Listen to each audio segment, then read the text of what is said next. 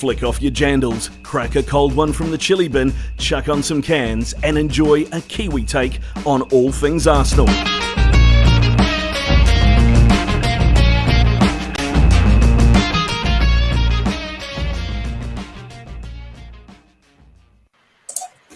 Hello, welcome back everyone. Dave, hello, how are you? Hey Dylan, how's it going, man? I'm good. Fantastic. I'm so happy with myself. I played the right intro today. Yeah. I heard that. Well done. Last week was a shocker. We're getting something right. Welcome along everyone. Got the post-match of Arsenal Burnley to talk about today. So Dave's joining me. Going to go through a few things, go through the match, player ratings, and if anyone wants to join in, link is in the chat. Jump in the queue, have a chat to us, share your thoughts, whatever you want to talk about. We don't care. We're open. As long as it's about Arsenal, really. It doesn't have to be about Arsenal, but at least we've got something good to talk about Arsenal today. So, Dave, kick us off. Burnley, Arsenal, 1-0 to the Arsenal. 1-0 to the Arsenal. Yeah. Starting lineup. What do you thought? I was a bit concerned, to be honest.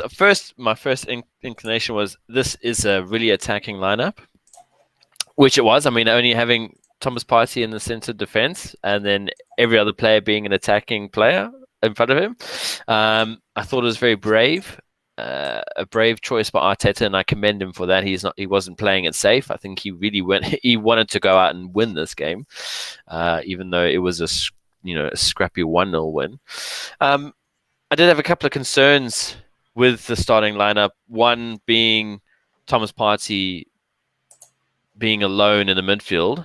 I thought maybe it would have been best to have someone next to him, like a Lokonga, to kind of help him out. During the first half, it was quite evident that every time Ramsdale, White, or Gabriel had the ball looking to play it into the midfield, the only option there was Partey, and if he was marked, we had no option. They cut off our only avenue into the midfield, which it would have been nice to have someone else in there to help out.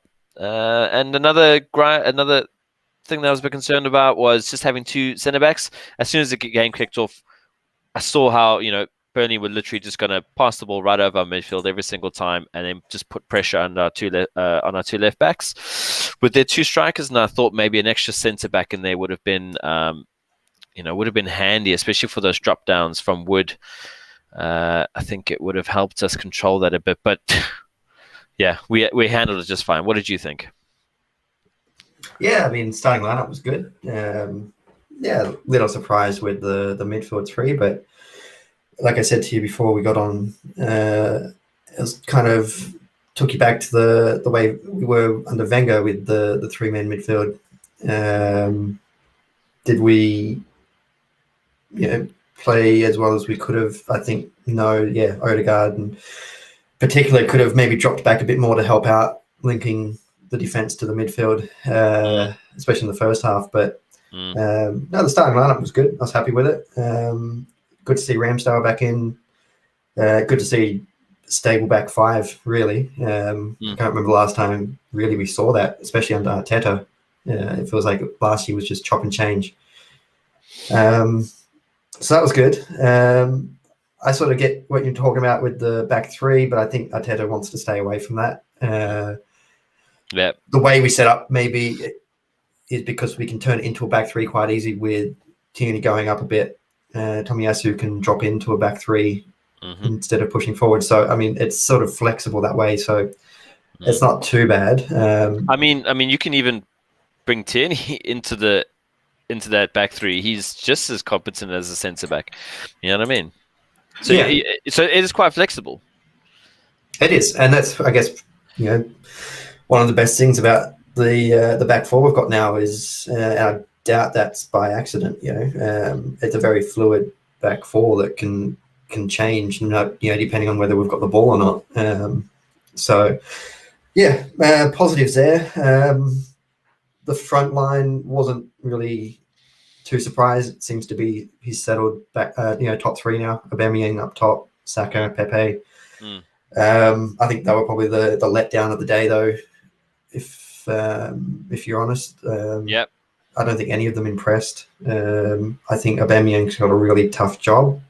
I don't think he's getting the service.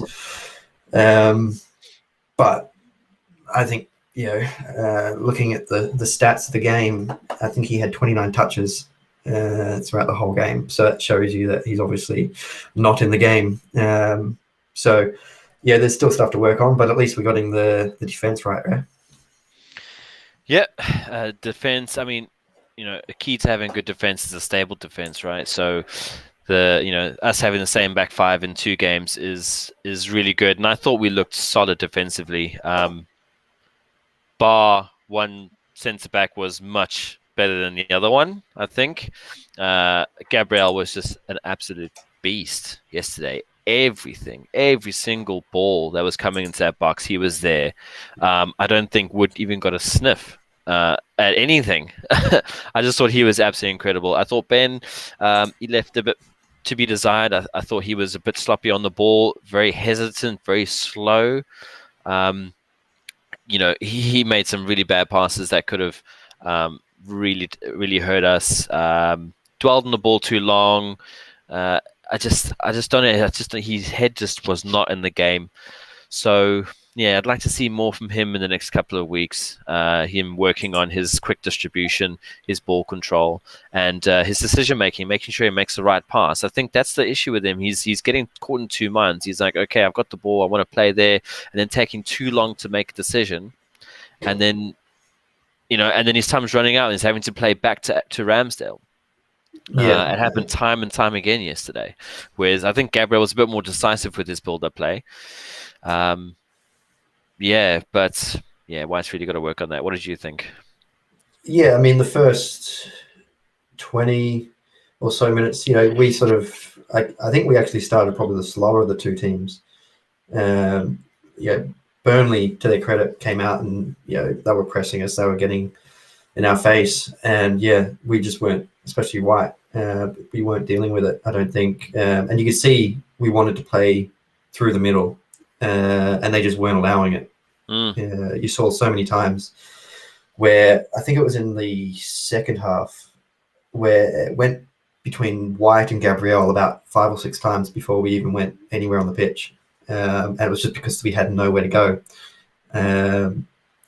They sort of forced us out wide, and that's obviously not where we wanted to be. And it was working well for them because we were really ineffective through the middle. Whether that was because our 2 midfielders who are more attacking weren't coming back to collect the ball, but whatever it was, we just weren't dealing with their high intensity. I don't think it just looked very laboured. I think luckily the one time we did look good through the middle, we got the free kick, and we know what happened there. So.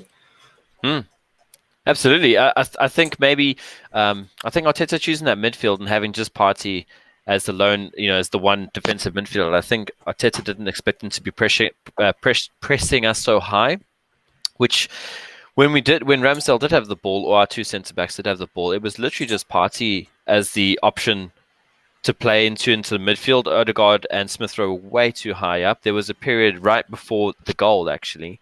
I think it was 5 minutes before the goal, where Ramsdale, Gabriel and White were just passing amongst each other for like 2 or 3 minutes, just could not get it into the midfield because Partey was literally staying there with 2 players on him, and Odegaard was up at the halfway line. And all I wanted was Odegaard just to step back, come a little bit deeper, create a little bit of space for Partey and himself. Split those 2 guys who are on Partey up, and literally 5 minutes later he did that and created the run for Saka, and I was like, it was exactly what we were missing. And I think maybe he might have been told by Arteta, you need to drop a little bit further back and get on the ball, which he's really good at. So happy that happened. What a good ball for the run from Saka. How was that? Yeah, and we've seen it. Last game as well.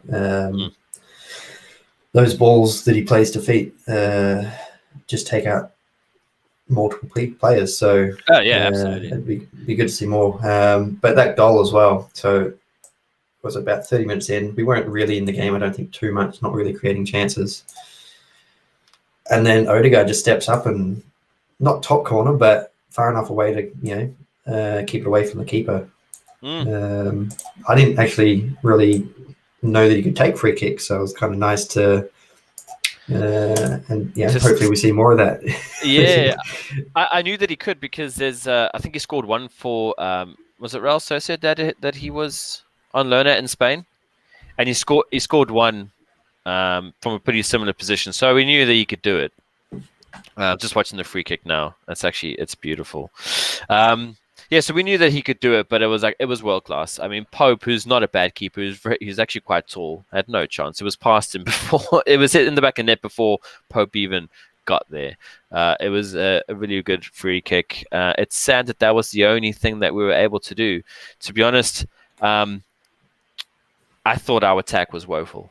I thought we were really. It was actually painful. Some parts in that first half was absolutely painful to watch. Honestly, it was just like back and forth. The horseshoe of death, as they call it. Aubameyang not in the game. It's not really his kind of style to play like that. Really, he likes to run onto the ball. He likes to run at defenders at speed. But the way we, our slow build-up, by the time we actually get to the edge of the box, they've got all their players behind the ball. And there's no chance that Aubameyang's going to be able to run onto the ball because he's literally just staying there with a whole team in front of him. So that's something that he's got to work at. We've got to try figure out how to get him in the game in his best position, if you know what I mean. Because right now, this is not the football that he's good at. Yeah, I mean, obviously, as we've said, our attack is the weak point at the moment. Which we obviously need to work on. There were chances, or we had chances to get in positions to shoot, but it came down to just really bad final passes, final touches, that just took the chance away. So we were creating in a way, but we just weren't being decisive. Where the last game we had, was it 30 shots, and we weren't decisive in front of goal. This time, I think we did have some good areas of the pitch, but we just weren't able to really just create those chances with those final balls. So it was at least, like I said to you before, 4 or 5 chances. I don't remember who played the pass each time, but there's at least 4 or 5 I can remember where Aubameyang would have been in on goal, and it was just that final pass to put him through, and it either went behind him, didn't go to him, or it went to him in the wrong spot and the chance was gone. Yep. So it's not all on him, but I mean, it's just decision making and finishing is 2 areas of big concern with this team. We're not making the right decisions when the moment calls for it, and when we are getting in there, we're not finishing with nowhere near enough quality. So those are 2 very big areas of concern, and it's something that can be coached. I mean, it's something that can be coached into them. So players like Smith Rowe, he's young. He's similar to Ramsey, I guess, where Ramsey was a good player that couldn't score, and then it just clicked for him all of a sudden. And I feel like that'll come with Smith Rowe. He's still young, where he gets into good positions. But we've seen the last couple of matches, like his shooting leaves a lot to be desired. When he gets to those positions. So he had 2 chances yesterday, right? He had one on the right foot, which was cut back. I think it was Pepe that cut it back, and he blasted over the bar. And then he had another one where he was in the box, and it was just a really weak effort with the left foot right at the keeper. It's something that he's got to put some time in, finishing, get some power behind those shots. And I think he could be really good. But you're right what he says. He gets in the right positions, Gets in the right positions. So it'll come. But I guess that's also the position we're in, where our team is going to be this year mostly young players, which is good. But you're going to see these sort of shortcomings, which hopefully will be ironed out. But we're just going to, I guess, have to be patient. It is a young team. I mean, just look at our look at the back five who we are praising so much. What's the average age of them? Probably about 22. Let's have a look. It's such. I mean, you've got, I don't know. Tierney's 24, I believe. So he would be the oldest one. I believe so. Ben White's 23. Ramsdale's 23. Tomiyasu's 22. Yeah. And Gabriel is 20. He's also there he is, 23. 23. So 23 years old. Yeah. You know what I mean? So this defense is really young. I think if they can just stay together and work together, build together, I think they could be really formidable in the future. Yeah, the good thing for us is they're already at a decent level for the age they're at. They've all pretty much played first-team football in the top leagues from wherever they've come from for at least a good season or two before coming to us. So, obviously, that's one area we had to fix, and it looks like it's starting to come together. So, we've not been too happy with Arteta, but he's got quite a job on him to really, fix. And so far, you'd have to say he's fixed the defense. Yeah, he has. So for me, the story of yesterday or this morning's game is there were some really good performances and there were some really bad performances. And I kind of created an average performance from us, I reckon. Who really stood out for you? And we're going to do player ratings a bit later, but who really stood out? We may as well jump into that now, I guess. Oh, you think so? Okay, cool. We may as well jump into that. So, player ratings. Do you want to start at the back? Yeah, start at Ramsdale. So I think, talking to players that stand out, I think everyone would be saying he was one of our better players yesterday. I don't remember too many things he had to do, really. I remember there was one shot he had to deflect that was on target, but he didn't really have a lot to do. But, the way that our defense is organized, he has a part to play in that as well. So we're organized and the back four are playing well. You got to give him credit as well. Yeah. So what did you give him? I gave him an 8. You gave him an 8. I gave him an 8 as well. I thought it was very decent. He didn't have much to do in terms of shot stopping, but in terms of overall contribution to the team and how we build up and playing with the ball at his feet, I thought he was very good. He did have. You're forgetting about the penalty incident. Yeah, I am sorry. Yes.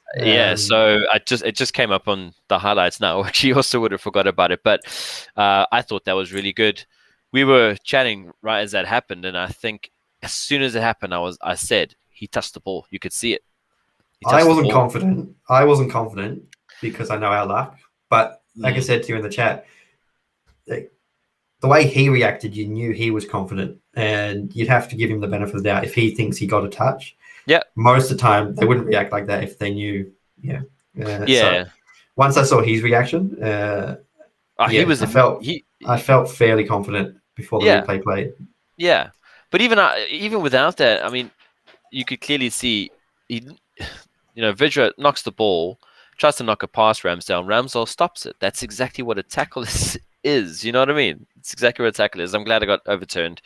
It was VAR worked very well there. But so 8 for Ramsdale. Yeah, and the other thing as well, I guess, touching on is his distribution, which I think Alan mentioned in the chat. I remember it's one that stands out for me was the one that he put Aubameyang away on a counter in the second half, where he had the ball in his hands, played it quickly, and pretty much found Aubameyang on the spot, like right on the halfway lines. It went straight to him. And that's what you need from keepers these days. You need them to be able to play the ball quickly and accurately, and we haven't really seen that. I think Martinez was quite good at that, but Leno, that's probably one area where he was sort of let down, and that is his ball playing ability. But Ramsdale seems to have that. That will hopefully play well for us as well, because teams that sit back like Burnley when we've got corners or free kicks against us, that's where we need to get in behind them. And with quick players like Aubameyang, if Ramsdale can play those sorts of balls all the time, that should be positive for us. Yep. So, we're happy with Ramsdale. The last 2 games.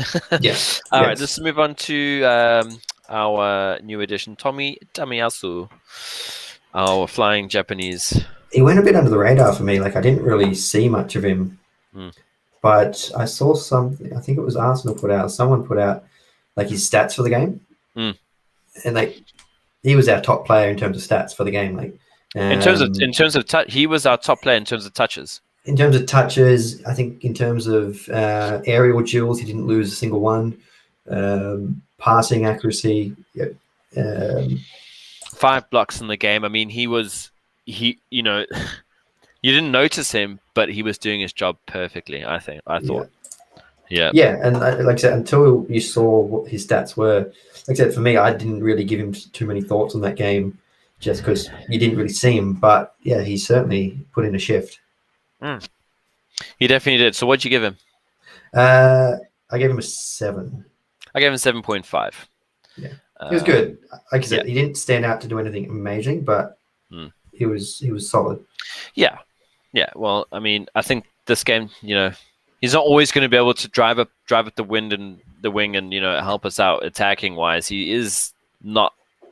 That isn't all. His. I don't think that's what we bought him for. No, that's not what we bought him for. Good. Yeah. No. So 7.5, pretty decent. Let's move on to Ben White. What did you think of Ben White? He had his moments, but I think overall he was the weak point of the back four yesterday. Yeah, he definitely had his moments, some pretty shocking ones. Yeah. But yeah, out of all the back four yesterday, he was the one that, if anything was going to happen for Burnley, it was going to come from either Ben White's foot from a missed pass, or it was going to come from an error from him of some sort. I think. Luckily, we had players who played well and covered for him. Yeah. So exactly. Yesterday was not his best. No, it was not his best. I gave him a 5.5. Yeah, I went for a 5. Okay, he wasn't really doing the passing he went against in the Norwich games either. Like, you didn't really see him put the foot on the ball and run forwards into the gaps. No, he didn't. It was almost like he was. I think it had more to do as well with the way Burnley set up to stop that. But you just didn't see any of it from him. Yeah, I think the fact that they had 2 strikers, Barnes and Wood, basically in our penalty area the whole time, I think it did kind of prevent him from being a bit more adventurous. He was having to stay back and cover a bit more, which makes sense. I mean, yeah, that's the whole thing where the 3 centre backs come in, but yeah, I think he didn't have the license to step up as much as in the Norwich game. So yeah, 5.5. Next, Gabriel Magalhaes. Again, I think he was our. He's a tip for one of our better players on the field. Covered White's ass many times. The one I remember from the match was that one in the first half where they were in on. I think it was who was it? Not the Kiwi one. Not Wood. What's the other guy's name? Ashley Barnes. No, Barnes. Barnes. Is it Ashley Barnes? I think it's. I actually can't remember. His name is just Barnes. He was in on goal, and out of nowhere, Gabriel Barnes just chucked the foot in, last ditch. To save the goal. Yes. So I remember that. Yeah. I thought it was Tamiyasu who did it, but it was actually Gabriel. No, it was Gabriel. So that was the standout. But he was just solid all round. Like I said, covered for White, which you really needed. And did you see the look on Ashley Barnes' face after Gabriel made that clearance? No, it was like a look of disbelief. He could not believe that he hadn't scored there. It was hilarious. But yeah, you were saying I interrupted you so rudely. I have no idea, but I think I don't have the stat in front of me, but I'm pretty sure our record with Gabriel in the starting 11 is 100% in Mm. quite a large amount of games, like the last 20 or something. I Wow. don't think we've had some really bad results in that time, but he hasn't been in the starting 11. So, Mm. um, Oh yeah, well, I mean, he's living up to every single pound that we paid for him. Yeah, no, he's looked good, and he's young. Yeah. So yeah, Uh, no, So what'd you only give him? positives. Your rating? 8. 8. He was actually my man of the match with 9. He was actually my man of the match. I thought he was just completely dominant. So yeah, Yeah, that's my man of the match. That's my highest rating. 9 is for him. I didn't actually have anyone higher. It was either him or Ramsdale. I had shared. Okay. So Yeah. Well, he was. Yeah, I gave him. He was my highest rating. So next, Kieran Tierney. I thought he was all right. He wasn't amazing. He did help us get forward quite a bit. He's always a danger running down the left-hand side. He can get, his ability to get the ball and tap it past any player and get onto it and put the cross in it, just makes him a threat all day long. So I've given him a 7.5. Actually, I should probably change it down to a 7. I was going to say his overall game usually is he's dangerous from the crossing. I don't think he was yesterday. No. His crossing really wasn't on yesterday. Not that there's really anyone to play it into that stands out, but I think he was, as always, his effort was there, but just in the finish shot, in the final product yesterday, I don't think it was all there. Wasn't his best game.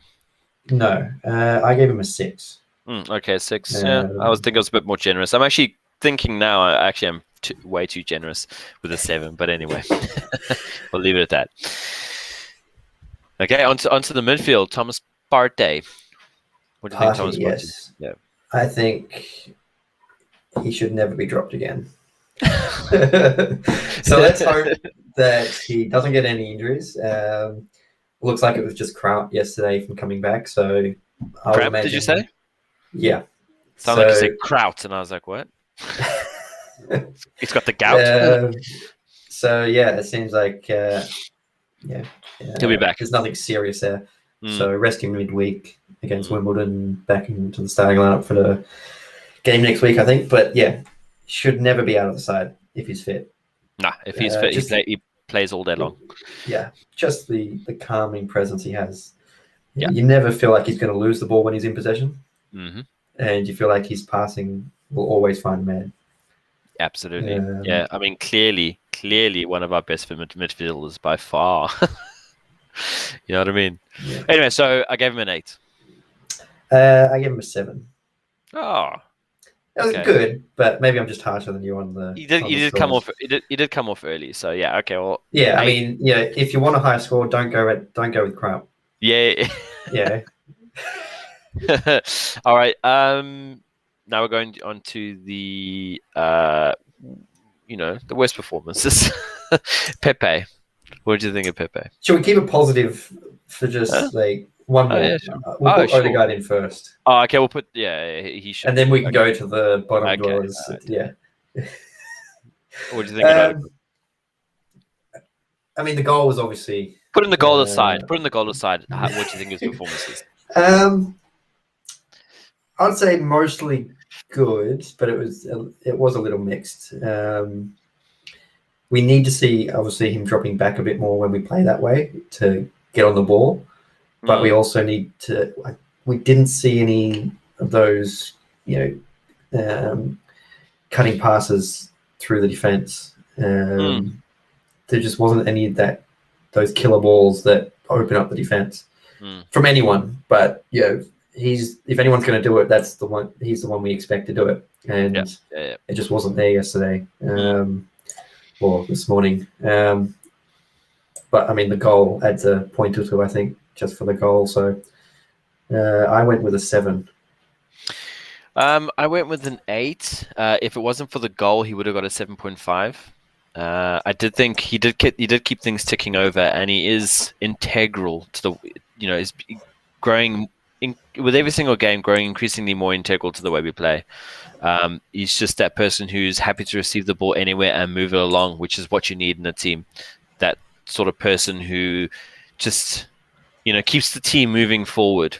And I think he just does it very, very well. Yeah, there were some instances which you spoke about already, which he could have, I would have liked him to drop a little bit deeper and to help Party out and to be happy to gather the ball there, which he didn't do on some occasions, but obviously did, which led to the goal. So yeah, I'm giving him an 8. Okay, now we can get into the poor performers in the front end of the pitch. I think we'll stick with the midfield. Smith Rowe. Smith Rowe, I'm giving him a 6.5. He was relatively all right. I think he kind of was a little bit lost in the game. He had 2 shots which he completely, scuffed. One right over the bar, the other one right at the keeper. So yeah, 6.5. It wasn't great from him. Yeah, I went with a 6. Not our worst by far. I think, apart from his finishing though, we're seeing still that he's going to be one of our key players going forward. Like the way he gets on the ball and drives forward. There's multiple times yesterday where he just got the ball. He doesn't lose the ball when he's got it. He just drives forward, and it's very hard to stop him. He just needs to, tidy up his final touches and his shooting. Because the way he gets on the ball, he just doesn't stop. He just goes forward and moves that ball forward. Absolutely. And his decision making is very good. When he does get the ball and drive forward with it, he doesn't lose it. He makes the right decision with the layoff to the other player. I think there is a really strong part of his game, and I think this year is huge for him. This is going to be his full-on breakout year. If he can stay fit, I think he's going to improve exponentially over the next 8 months. Yeah, I mean, just quietly, like I kind of love the fact that we don't have Europe this year. Yeah. Because barring any, major injuries, there's no reason why this team can't start majority of the games and have, a consistent run and build on, week on week, because we've only got the cups. So, we've got a week off each week. We can prepare each game and, players that have a history of those niggly injuries from playing too much, like Smith Rowe, Partey, Tierney. We shouldn't see that as much this year. Yeah. So Yeah, agreed. And we're not going to have to rest them because we've got a big European night on Thursday or something like that. So it's looking up. Who is next? We've done ESR. We've done. Did we do Pepe? Front three. No, front three now. Okay, so front three now. Yeah. Okay, Pepe. Yes, I don't know. I think I'm being generous again here. I've given him a 6. Okay. I could probably lower that to a 5.5. Okay. I went with a 5. Okay, went with a 5. All right. Yeah, terrible. Nothing memorable. No, nothing. The front three. I think he had a couple of good touches. Yeah, a couple of good drops to the shoulder. A couple of drops to the shoulder, getting past a couple of players, but other than that, not much. So that's why I kind of given him 6, more than the other 2. I have to say, yes, he was probably the better one of the front 3. So can we skip over? Can we move along from Pepe, please? Yeah. Okay, so we'll go to the other side. Saka. Yeah, nothing great. I think, although he looks good for England, he just looks worn out. He just looks like he needs a break. I think so. I think he just needs to sit down. Yeah. I think we were worried about burnout at the end of last season, but then he's played Euros, and not only did he go with the team, he played pretty much every game. Yeah. And he's come straight back in. Without missing a game. Yeah. Without missing a game. And like, if anyone's gonna be burnt out and have a poor season because of it, it's going to be Saka. No matter how good the player is, it's going to catch up to you eventually. Yeah. We saw a couple of years ago with Sanchez. I think that's what ended up getting to Sanchez after he left us as well. Like, he just played year round for like 3 years because he had Arsenal, Copa America 2 years running, and then the World Cup as well. Yeah. And it's just, you can't do that. You No. need a break. Yep. So Yep. I don't want to see him in midweek. Not And at I don't all. know, He like, can sit down. do we need, you want to be playing your best players, but you also need them informed. Do we want to be playing him next weekend? Maybe drop him to the bench and try and see how he goes off the bench. But We want I him to know be that, available. Yeah. Yeah. Definitely. he just doesn't have that same. Like, he still has his moments, but you can just see like he's not all there. So something's up. Yeah, I think I think it's just a break. I think he might just be getting a little lethargic, a little bit too much. There's a huge danger of being burnt out. He's still only 19 or maybe 20 now. Not too sure of his exact age. Wait, hold on. Is he still 19? I think He's 20 now. He's 20 now. 20. So yeah, I think we need to really be careful with him. He's played a lot of football over the last 12 months, and I think he really does need a break. And I'm hoping we do give him a break in midweek. He doesn't need to play against Wimbledon. No, and we need him back. And we need him back for the London derby. If not starting, definitely coming from the bench. Yeah, I don't think anyone from the starting 11 needs to play midweek. I don't think anyone does. There's players who are still, on the bench who obviously need to make a case to get back into the team, like Lacazette, Martinelli. But anyone in the actual starting 11, I don't see any need to play. Yeah, it's actually Wimbledon. Like, you don't want to disrespect them, but it's not even a championship team, is it? Is it Wimbledon in League One? Yeah, they're in League One. So no, we should smash them. We should smash them with us. And we're at home. We're at home against a League One team. Yeah. Talking about Lacazette, segue into the striker, Aubameyang, our captain. Quickly back. I went 4 with Saka. Oh, sorry, we didn't. I went 4. I went 5.5. So being generous because I love him. I guess I gave him 5.5, which is probably quite generous. If you gave, how much did you give Saka? 4. 4. How? Like I don't know. I was tough. Like, I gave Pepe a 5. Yeah, well, I'm just thinking. Really played better, so it was based on my previous scores as well. I'm just thinking, if you gave him a 4, what did you give Aubameyang? Because he was my worst player. I went same. I went 4. Oh, okay, 4. All right. I didn't go any worse than a 4. Yeah. I'm not a monster. Like, come on.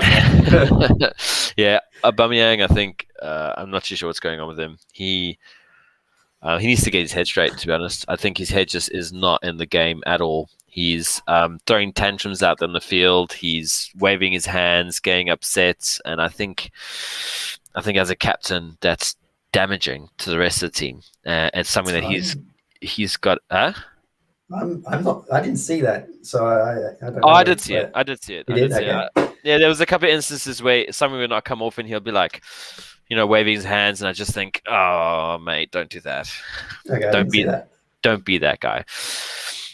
Yeah. I mean, in terms of what I've seen, like, I still see him as, the way he's acting on the field and around the team, like, he doesn't seem too different. But on the pitch, when he comes to his shooting, and that, obviously, everything's not all there, but yeah, we're hoping last week when he scored that, I guess you can call it a goal. It was a tap in, but you would hope that would give him some confidence.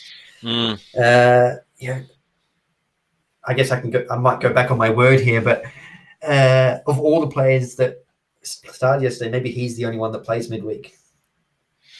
Confidence builder, just go out there and score a hat trick. Although he did that against West Brom, and that hasn't helped him. So. So what's the point? What I think? Okay, I take that point that he needs to play, but I was screaming for Lacazette to come on yesterday. Midway through the second half, I was like, bring Oba off, put Lacazette on. We need someone we needed that focal point. We needed some hold up play, right? Yeah. That's what we were desperate for yesterday. We just needed to get the ball up there quickly and for someone to hold it up. So for me, I'd probably drop Oba midweek, and I'd probably play Lacazette. And if Lacazette plays well, I'd probably start him against Tottenham. That's just me. That's you can hate my Yeah. opinion, but that's what I'm saying. No, I mean, I think. What was I? I think the way the game went, yeah, if we were 0-0 come the first substitute, we would have probably seen Laka come on.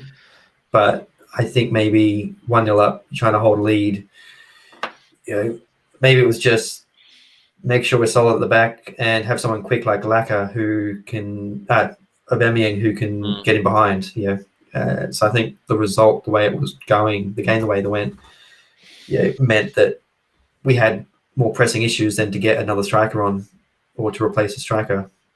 Maybe maybe that was his thinking, but I mean, we probably could have used him in the first half. Yeah, well, we could have used him in the second half. I mean, there's nothing saying that if we had brought him on, we wouldn't. Nothing saying we can't go for a second goal, even though I mean, it's not like they were, they were creating chance after chance. It was only in the last 10 minutes they were just banging the ball into the box, hopeful.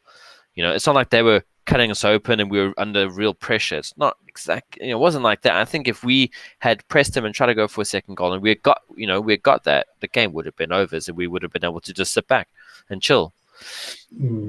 I mean, that's what I mean, though, in the sense that if we're going to go for a second goal, how do you go about getting a second goal? Do you let them press you? Do you let them go all out for a goal? Come on, you little... let their tall centre backs go forward to try and get a goal, and then you got Aubameyang 1-on-1 with the defender if you can get the ball over to him. Maybe we could have taken off Saka or Pepe, put Aubameyang out wide to do that, and then play Laka. But we could have. Because I mean, you could have brought out Saka, Pepe, or Aubameyang. You can take either of them off, and I wouldn't have complained. So, if you had taken Saka off and put Aubameyang there and put Lacazette up front, I wouldn't have complained. About that. I mean, we've also got to look at, like I said, the way the game turned out. Yeah, Tierney went off injured. Party went off injured. Although it was just cramp for both of them. That leaves you very short on options. We never know what the game plan might have been to bring him on. But again, we have to make two substitutions because of injury, and then the last one was just to sort of shore up the midfield. Was it Maitland-Niles was the last one to come on? Yeah, he came on for, was it Partey? Odegaard, I think. No, it was Partey. Was it? Partey. Because we had Tavares coming for Tierney, then Partey go off for Maitland-Niles, and Lokonga come on for Smith Rowe. That was the changes. I'm losing all my things here. Let me have a look. Maybe it was just a case of injuries. Like I said, the way the game went, there wasn't really a chance to, so the only one that I would say was, tactical was Smith Rowe for Lokonga. Just looking at the other one. So, Party came off. He was struggling with cramp, had no choice. Tierney came off, struggling with cramp. So the only one you can look at and go, okay, was it the right move? Was Smith Rowe for Lokonga, which was probably the right move. It was, because you needed another one in midfield. You can't play the last 10 minutes with Ainsley Maitland-Niles alone in the midfield. Yeah, so I thought Lokonga coming on was exactly what we needed. That's what I wanted at half time. And that happened pretty early. Happened pretty early in the half, I think. Well, about 75. Yeah. Oh, okay. All right. But anyway, so I mean, anything more you want to say about the game? Not really. 3 points again. 3 points. I said last night, like this thing that we're now found out about, which is put the ball in the back of the net. It's quite a nice good thing. Like we should stick to it. Yeah. Where did we learn this? Where did we learn this skill? It's kind of nice to do that, so let's keep doing it. And also stopping stopping and going for an our nets. That's also a really good thing. Two clean sheets in a row. Amazing. So no, I don't think so. Performance not great, but not going to argue with 3 points. Climbing up that lead, baby. I said last week. What did I say last week? We win the next game. Chelsea win tonight. We go into next week, and we could be level with Tottenham. Yeah, absolutely. So and then what is everyone going to say, right? and they can't talk shit about us anymore. Move on to next week, or we've got midweek. Wimbledon at home, I think Thursday morning, 6:45. It's a time to bring in some of the, the second team to stretch their legs a bit, I think. Yeah, well, everyone's talking about this. What's his name? The 23 guy. Oh, Charlie something. Yeah. That midfielder. That midfielder, yeah, that's the one. The guy scored that goal against United under 23s. Maybe doing research before this would have been a good idea. Isn't it Charlie Patino? Charlie Patino, that's the one. Charlie Patino.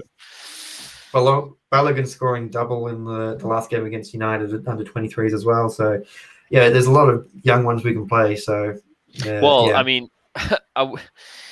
Charlie Patino, no one's even heard of him. So if we are to see him, I mean, I'd be very hesitant. I mean, maybe as a substitution, the last 20 minutes or something like that. I mean, we don't know this guy at all. How old is he? 17?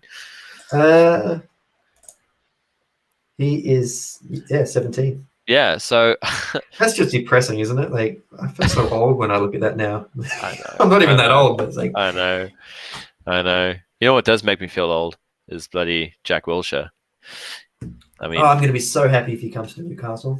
Oh, he's not going to be. If he goes, I know people over here are like, yeah, come to Wellington. It's like, nah, I'm happy with him at Newcastle. Dude, if he does go to the A-League, then I mean, how's he going to feel about that? He's only 31 or two. He gets a summer holiday, mate. He'll love it, mate. Do you know, a couple of years ago we had Emil Heskey over here playing for Newcastle. What, when he was like 38? He scored goals.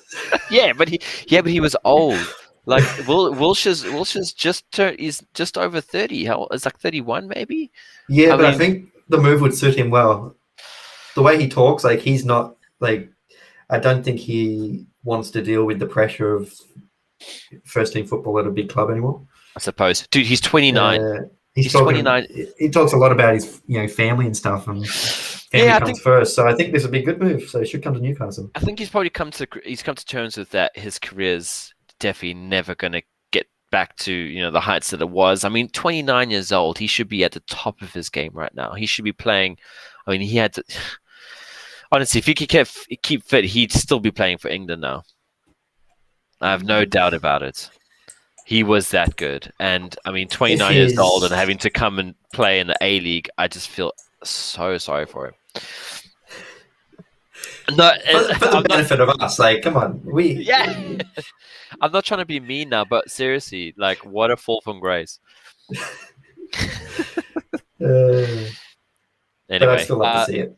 Yeah, it'd be great. Not that we get to see it anyway, because fucking COVID stopping the Phoenix from playing here. But but yeah, it'd be. I mean, I'd love to see him. I mean, if I could see him play in person, that'd be absolutely amazing. It would be. Anyway, anything else you want to talk about the game, about next week? I mean, I don't know if the other lads are going to be doing a preview for the midweek game. I doubt it. No, and I'm certainly not going to be getting up. Well, I'll be up for the game because that's what we do. But I won't be doing a show on Thursday. No, I don't. Yeah, I think we'll skip a show on that one. We'll be big FA Cup games and Premier League is probably what we'll be reserving the show for, right? Knockout, semi-finals, finals. We only get up for the big ones, yeah. Yeah. All right. Well, I mean, obviously, no one's going to join us. No, it doesn't look like it, but good to chat. Good to chat, man. And good luck for Arsenal. I thought you were going to be something great to sign off on there. Profound. No, just good luck, Arsenal. All right, I'll catch you all next week. Yeah, man. Cool. Cheers, guys. Thanks for joining us.